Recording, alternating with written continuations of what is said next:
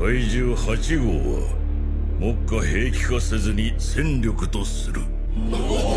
反対です。怪獣を生きたまま運用するなんて。忘れたわけではあるまい。10年前の6号を中心とした群発災害を200人以上の隊員と3人の隊長が犠牲になった。君の妻もな。想定をはるかに超える数の怪獣が群発した場合は容易に滅びるのだ。日々のカフカ、生き残るためにお前の有用性を示す。 Naoya Matsumoto est sur le point d'achever cet arc que l'on suit depuis des mois, depuis plus de 57 chapitres. On a vécu pas mal de choses ensemble et il est désormais l'heure d'obtenir la conclusion finale de cette grande guerre.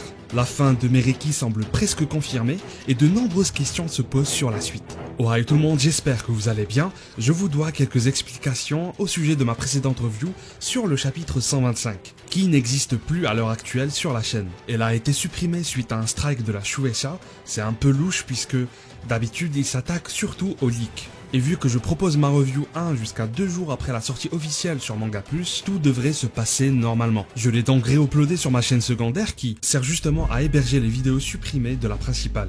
En tout cas, sur la chaîne principale, celle-ci, la communauté grandit de plus en plus et je vous remercie sincèrement pour votre soutien. Que ce soit les likes, les partages, les commentaires pour le référencement, tout ça contribue au fonctionnement de la chaîne. Je vous invite à vous abonner si ce n'est pas encore fait et à rejoindre mon Discord si vous êtes nouveau ou nouvelle. Si vous voulez discuter de Kaiju no 8, jouer à des jeux ensemble ou même tenter de gagner des récompenses via des caouts et des événements, c'est sur mon serveur. Le lien est dans les commentaires.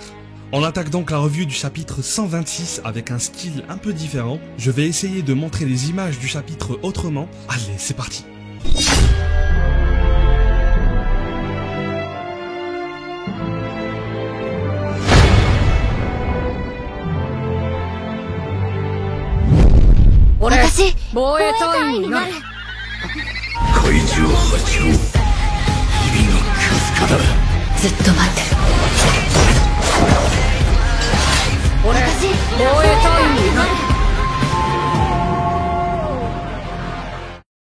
Tout le monde est prêt. Tous les éléments qui manquaient pour finir ce combat sont désormais en place. Mina est postée sur un toit avec son Kéronos.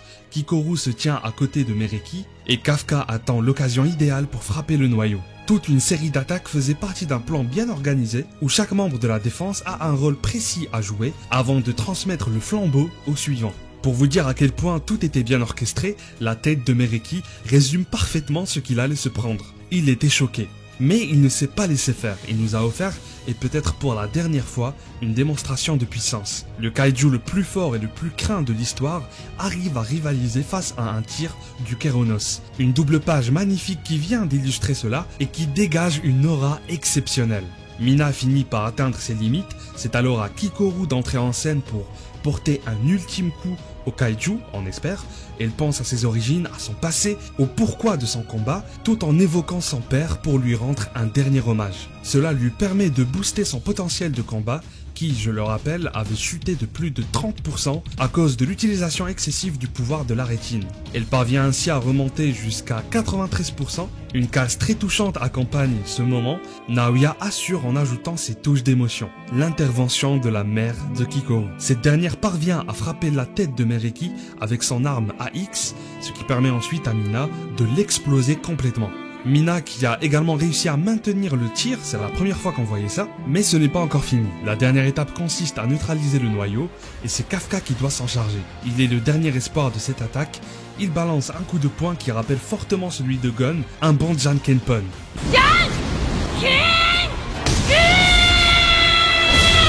Une fin de chapitre assez frustrante car on ne peut toujours rien affirmer quant à la mort de Mereki.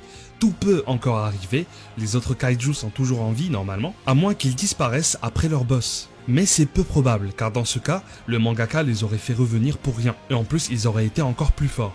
Ils doivent servir à quelque chose. Dans la précédente vidéo, je pensais que les kaiju numérotés allaient intervenir pour aider Mereki au moment où il allait se faire éliminer. Cette théorie reste toujours valable tant que le noyau n'est pas détruit. Je pense d'ailleurs à relire toute cette partie une fois l'arc terminé, afin de mieux profiter du rythme global, notamment avec les flashbacks de Kikoru qui ne cessent de revenir.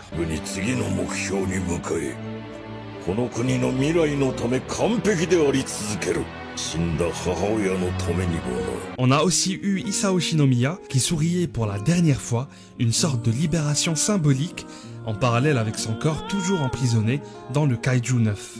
Malheureusement, une pause d'un mois est prévue, le chapitre 128 est annoncé pour le 5 juin. Naoya va nous préparer une bonne conclusion. Je l'espère. Franchement, je ne souhaiterais pas que ça dure davantage, ça risquerait de devenir répétitif. Mina est à bout, Kikoru aussi, donc elles sortent logiquement de l'équation, il ne reste plus que Kafka. Si par malheur tout tourne mal et qu'un énième renfort arrive, je vais clairement déprimer. Je ne veux pas, par exemple, voir Reno débarquer de nulle part pour sauver quelqu'un. Ce n'est pas impossible, mais imaginez quand même. Je suis très curieux de voir à quoi vont servir les autres kaiju, peut-être qu'ils ont déjà fait des ravages ailleurs, mais dans ce cas, on en aurait entendu parler via les communications, à moins que l'un d'entre eux ait trouvé un moyen de brouiller les transmissions. Mis à part tout ça, qu'en est-il de la suite de Kaiju no 8 ? Imaginons que cet arc se termine avec la mort de Meriki et des kaiju numérotés. Que pourrait exploiter le mangaka pour la suite de son œuvre ? Rien que l'introduction de Meriki représentait déjà la plus grande menace de l'humanité. Il ne peut pas y avoir pire. Si les soldats continuent simplement à affronter des Yonju ou des kaiju classiques, il manquera quelque chose. Il faudra une intrigue forte pour maintenir l'intérêt. J'avais réfléchi à 4 pistes exploitables, la transformation des kaiju numérotés en armes du 11e jusqu'au 15e, un entraînement intensif de Kikoru pour qu'elle puisse contrôler les autres kaiju avec lesquels elle est compatible, également l'exploration du monde pour découvrir la véritable source des kaiju, si l'on suppose que ce n'est pas le 9e qui les crée tous, l'ouverture à l'international, former des alliances, découvrir de nouveaux personnages surpuissants. Et enfin, pourquoi pas, la recherche d'un moyen pour rendre Kafka humain.